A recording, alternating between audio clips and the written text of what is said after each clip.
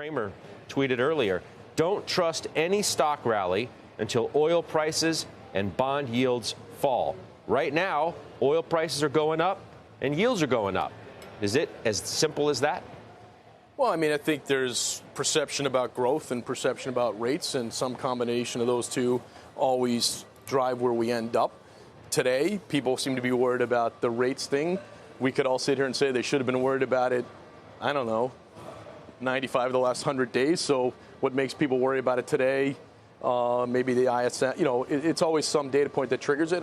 Hotter than expected data means higher than expected rates. I think that's pretty fair. I think so. I think the earnings part, though, the growth part, to me, has continued to surprise to the upside. I mean, the 2023 S&P earnings estimates today are as high as they were at any point since February of this year. Like, the earnings expectations usually come down all year, and they've actually come up a little bit, both for 24 and for 23 over the last few months, in part because of the mega cap tech stocks. So I don't think the E part's got people freaked out right now. I think it's the P, the price earnings ratio, and I think that's because of Cramer's view, on inflation and how the Fed's going to deal with it. Well, what about Steph? This, you know Jim as well as anybody, the way he thinks about the market.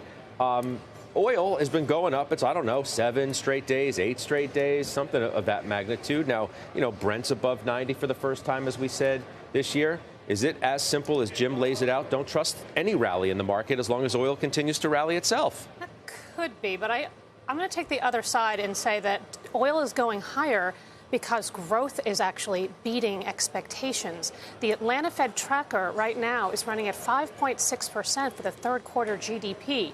That wasn't supposed to happen.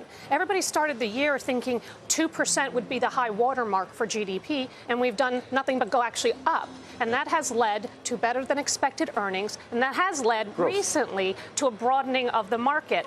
I'm excited about better growth. I know people say, is good news or is it bad news?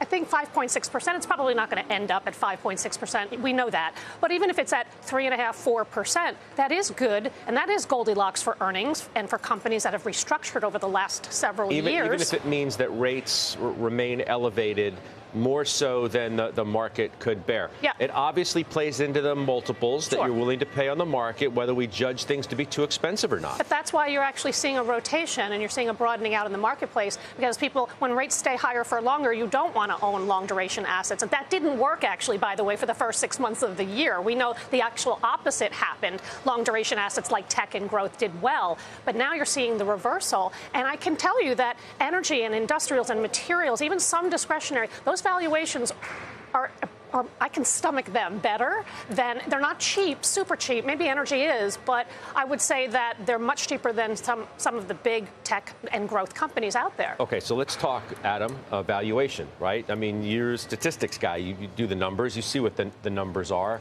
Can you justify, and let's just take mega cap, since we kicked off the show talking about this Apple slide. If you look at the historical average of Apple, it's much lower than the forward PE that it's trading now. The forward PE is much higher today than it was at the beginning of the year. The growth rates on revenues are much lower than they were a year or so ago. Can we justify that? What does it mean?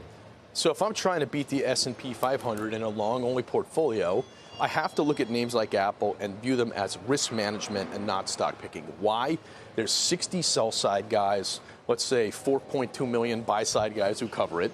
It trades very macro, so it can explain a lot of its returns statistically from macro factors, not from individual things. And I basically can't know anything about it that anyone else knows. So it's going to be hard for me to be a cold-blooded bottom-up stock picker and pick Apple. So I think it's a risk management issue. I think that's largely the case for Microsoft, Tesla, Google, Meta, that cohort of stocks. And so I would be close to market weight that group in trying to beat the S&P. So you wouldn't be overweight mega cap? I would be close to that and try to make my alpha elsewhere. Now, I could be within that. I could say, well, I like the fortunes of, maybe the dream of Microsoft more than, and Google maybe more than Apple. We could go there and trim 1% below Apple and 1 above the other. But I want to be close to the index weight for all of them in aggregate, because I think they're really hard to know things that other people don't. We could sit here and have said for months we're worried about China. I could have said to you 10 years ago, Apple's only going to grow their net income 9 or 10% per year. It's barely a growth stock.